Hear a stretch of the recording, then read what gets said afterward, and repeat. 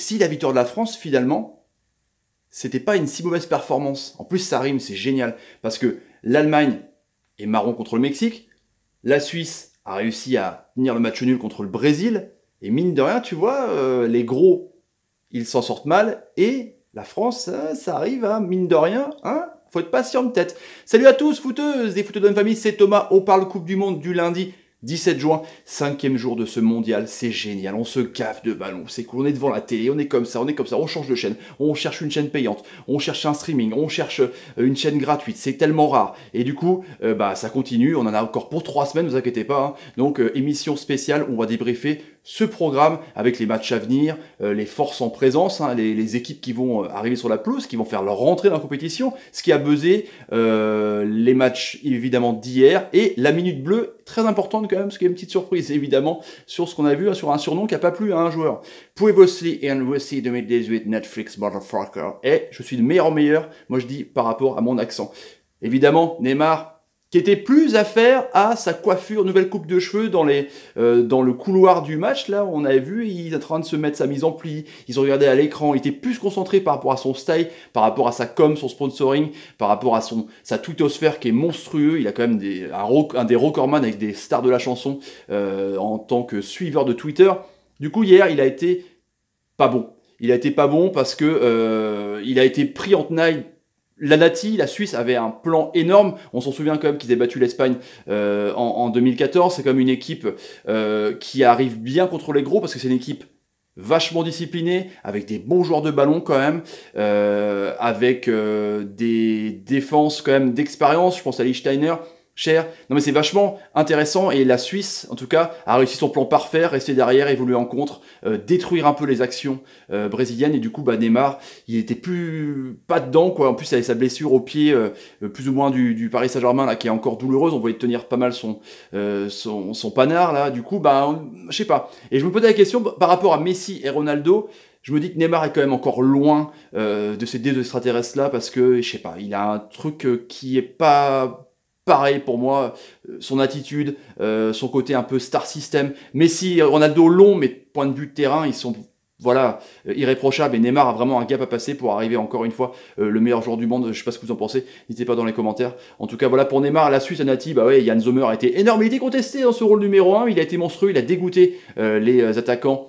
Et tous les tirs brésiliens, même jusqu'à la fin, je pense à cette tête de Miranda, bref, c'était complètement énorme. Et je trouve que les portiers, Schmeichel, Behrens, Sommer, ils font des matchs exceptionnels, comme en 2014, les gardiens compensent un peu les lacunes défensives et les pressions que se mettent les équipes, en tout cas, c'est assez intéressant, c'est encore un mondial de gardiens, et ça c'est cool, après ça a apporté des transferts de ouf, hein. Je me rappelle de Ochoa, du coup, qui était parti en France, mais qui n'était pas très très bon en club non plus, Raïs Mboli, pareil, en Algérie, qui avait fait un truc de ouf, une compétition de malade mental qui était parti en club, qui était pas non plus dingue incroyablement. Du coup, ouais, ça a peut-être apporté des transferts en tout cas. Mais bon, il se surpasse pendant les mondiales, j'ai trouvé. Oui, Kroos, qui sait pas ce qui s'est passé hier, il a fait un coup franc de ouf où justement Ochoa, Guillermo Ochoa, l'a claqué sur la barre, mais ils étaient en manque d'inspiration. Les champions du monde en titre se sont pris les pieds dans le tapis contre le Mexique de Vela, qui a été énorme au numéro 10, avec des transitions rapides de dingue. Dès qu'il y avait une récupération de ballon, ça partait en contre, c'était chirurgicalement incroyable, ces phases de transition de contre décollent, c'était juste franchement chapeau bas. Et du coup l'Allemagne qui rentre mal dans son mondial, et il faudra quand même se méfier des équipes qui ont la grinta. Ça sent le mondial de surprise, moi je vous le dis en tout cas.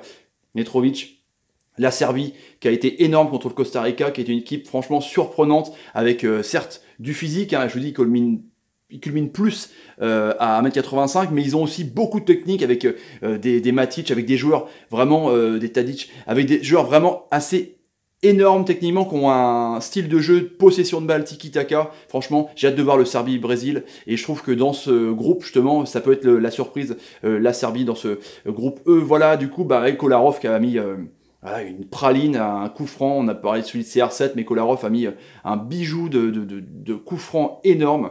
Franchement, c'était assez exceptionnel. Farfan, le Costa Rica avec sa défense à 5, qui a tenu en bloc, mais qui a fini par craquer justement par un coup de pied arrêté. Mais je trouve cette équipe, par rapport aux autres équipes, par exemple au Mexique, j'ai hâte de voir le Panama aussi, un peu l'équipe surprise, mais c'est l'équipe un peu latine, je trouve que c'est un peu la plus faible parce que je sais pas, il manque quelque chose, c'est un peu maladroit devant. Guerrero, voilà, le guerrier un peu de cette équipe, a l'air pas très bien, mais bon, en tout cas, pour la France, il faudra se méfier et il faudra essayer de vraiment concrétiser le peu d'actions et le peu d'occasions qu'on aura contre eux, parce que c'est une défense à 5, c'est chaud patate quand même à essayer de contourner. Ça buzz, bah ouais carrément, bah l'équipe du Mexique, forcément on est revenu à ce qui s'était passé à l'époque, hein, ce scandale qu'il y avait eu avec les 30 escort girls, bah oui c'est clair, Guillermo Ochoa en tête de liste, hein, c'est lui à mon avis qui avait commandé un peu toutes ces filles de joie, et du coup bah on se pose la question du coup, bah ouais c'était un scandale, hein, parce qu'on se disait est-ce qu'ils vont être à une semaine de la Coupe du Monde, est-ce qu'ils vont être suspendus, parce que c'est quand même dramatique de montrer une image pareille,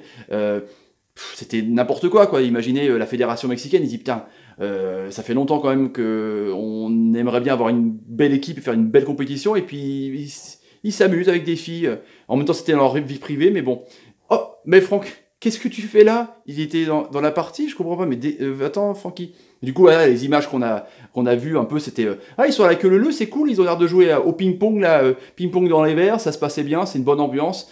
Et du coup, on se pose la question, est-ce que justement la préparation des Mexicains, au lieu de faire des matchs amicaux avec donc ces escortes, hein, ces escort girls, n'a pas été meilleure que les autres équipes? On peut se poser la question parce que ça a fonctionné, on verra par rapport à la suite de Coupe du Monde, mais en tout cas, moi je dis l'équipe de France, go quoi, allez-y quoi. Franchement, le Graët, Nono, vas-y, commande, vas-y, n'hésite pas, on verra si la France, du coup, sera un peu plus libérée, en tout cas, c'est assez intéressant. La revue du web, évidemment, c'est vraiment focus sur le Brésil, parce que Neymar, sorti de boîte, parce qu'il est sorti en boitant, comme je vous disais, sa blessure au pied droit, du coup, bah voilà, l'équipe titre ça.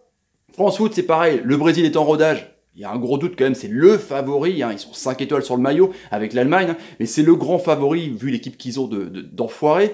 Et du coup, bah voilà, ça pose des questions pour la presse. Que vaut ce Brésil? Où en est Neymar? Enfin, oui, un mini-séisme a été mesuré à Mexico juste après le but contre l'Allemagne. Parce que les gens ont tellement gueulé sur la place principale à Mexico que c'était assez incroyable. Franchement, c'était la folie furieuse. Le Brésil, après le nul décevant contre la Suisse, Neymar pointe du doigt l'arbitrage sur la poussette que Zuber a fait sur Miranda. C'est vrai que c'était chelou. Où elle en a la vidéo? C'est 2 poids 2 mesures. Hein, c'est quand même un choix d'homme encore une fois. Sport 24, c'est pourquoi les Bleus ont du travail et beaucoup d'espoir, donc c'est vrai que c'est une équipe talentueuse, mais ils ont beaucoup de boulot parce que Dédé, il est encore dans le doute, parce qu'il sait pas quoi faire encore une fois. Il est vraiment, je sais pas, il change d'équipe, il change de tactique, il est pas serein et c'est quand même assez flippant. Du coup, on va parler dans la minute bleue, bah ouais, exactement, la minute bleue, qu'est-ce qui s'est passé hier? Comme je vous disais, ils ont rencontré les coiffeurs, hein, donc pas Neymar, mais les coiffeurs français ont rencontré les U19 du Spartak Moscou et ils ont gagné 3-2 difficilement. C'était chaud. Avec un but de Nabil Fekir comme par hasard, un rentrant, un but du bandé Frankenstein Giroud exactement, et un but de Matuidi. Du coup, alors qu'on critiquait Giroud, maintenant, tout le monde le réclame. Ça, c'est incroyable. Donc, normalement, les latéraux, ça devrait pas changer avec Pavard et Hernandez parce que ces deux-là, Mendy et Sidibé, ont été nuls. Les 2 buts des U19 du Spartak viennent de leur côté. C'est assez incroyable quand même pour le signaler. Donc, évidemment, Jeff Tuch, le surnom qu'a donné Rami à l'ami Pavard en conférence de presse ce matin, il n'a pas du tout aimé le surnom, Adil. Il n'a pas du tout aimé, il a dit non, ça, au bout d'un moment, c'est nul. Ça me fait chier d'entendre ça. Donc, non, mais Pavard, voilà, on sait très bien qu'il sera au poste de Sidibé et que Hernandez sera au poste de Mendy, mais ils ont perdu leur place, les deux loulous, hein, quand même, ça en connaît. Donc, forcément, contre le Pérou, Matuidi va revenir dans le milieu de terrain, je pense, à la place de Tolisso, parce qu'il a totem d'humilité de Denis Brognard, l'ami Pogba, et Giroud va revenir en pointe, évidemment, alors qu'il était critiqué, c'est un peu bizarre. Sur le terrain aujourd'hui, bah ouais, carrément. Bah non, Zlatan, tu joues plus en Suède, Zlatan, arrête un peu, sans déconner.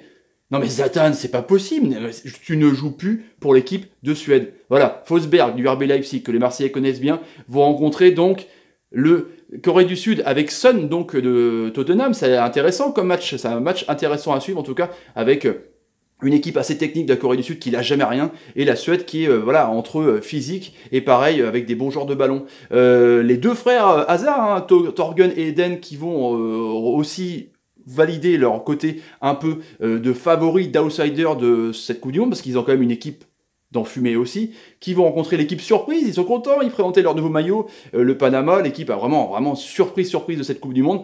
Une autre équipe Amérique latine, une autre équipe de Grinta, donc ça va être intéressant à suivre. Mais évidemment, la Tunisie, bah ouais, carrément, de Wabi Kazri, le Rennais ou pas, hein, on sait pas, parce que c'est pas s'il va rester à Rennes ou repartir dans un autre club, hein, Marseille est dessus aussi, qui vont rencontrer l'Angleterre de Kane et de Vardy. Ça va être assez intéressant aussi de savoir si enfin l'Angleterre va dire qu'ils sont là, ou la Tunisie va dire aussi, bah ouais, on va faire une surprise et battre aussi un gros. Les petits amis, donc le programme, qu'une seule match gratuit aujourd'hui.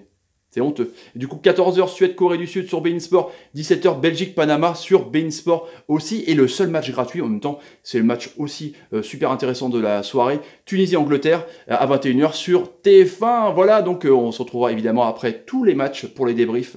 Donc par exemple Tunisie-Angleterre à 21h, du côté de, je sais pas, du côté de 23h, un truc comme ça. Voilà, bah Zlatan, qu'est-ce que tu fais là, Zlatan? Bah, qu'est-ce qui t'arrive? En serviette, il était aussi à la soirée avec les Mexicains. Bref, bon, si vous avez envie de vous abonner à la chaîne, n'hésitez pas les gars.